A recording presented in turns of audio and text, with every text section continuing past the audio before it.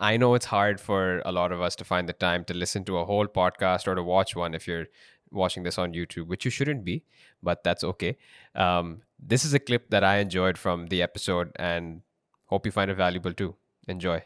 So even when I got done with that particular course, I tried a couple of things in the UK, but when I came back, I was not completely focused on creating an e-commerce business because I was like, I've created this massive channel, an amazing community of really interesting people. So maybe I need to focus more on Mansels. Until the point that my friend Muzammil Hassan Zaidi, who also does this podcast now, Thought Thought behind Behind things. Things.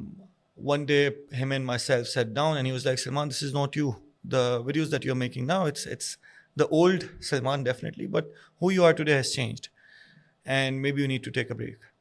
And that external voice was really helpful and finally giving me that final push that, okay, I'm going to stop this and I'm going to take all my eggs and put into the basket of doing e-commerce and trying it as many times as I possibly can. Okay. And what was the first, what was your first niche? What did you think about selling? So when I actually started doing e-business management, my master's, I realized that, the learning would be maximized if I can also do something alongside. So that whatever I'm learning in school, I can probably in the evening go back and apply that to the business and see if all those things that are being taught actually work or not. So just with that thought, that year I wasn't able to start a proper business, but just with that thought, I got into the process of researching about how to create a website, how to sell some of those particular things. So my learning was maximized in the sense that, in the morning they would teach about different things. In the evening, I would learn about the tools that I require To apply all of that. all of that. And as a result, when I came back, I really wanted to understand the Pakistan's e-commerce market. So the first website that I made here was healthypotty.com. Okay.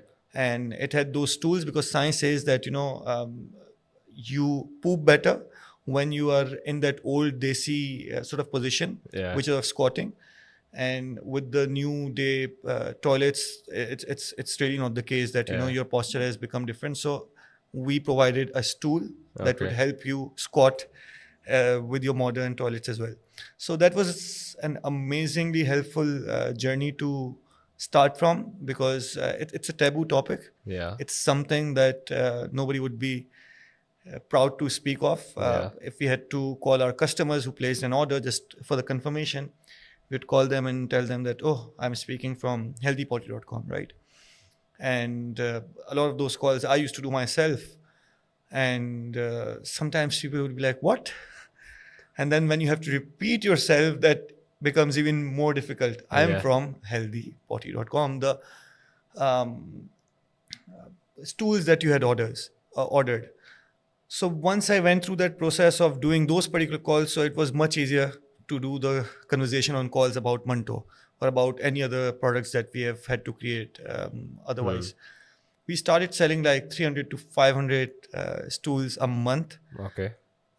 It seemed like a product market seemed fit because we're in Pakistan. People, especially in Karachi, people love spices. Yeah. And this is something people don't like talking about. But with an online presence, it was much easier to just place an order rather than going into a shop and Buying it. holding that massive stool, right? And within 3 to 5 months of starting that e-commerce business, we started seeing those tools becoming available on all the big markets. So then we started seeing those come up in MTRs and all those mega chains that you have at a much lower price because the way they procure is very different to how a new business would do so. Yeah.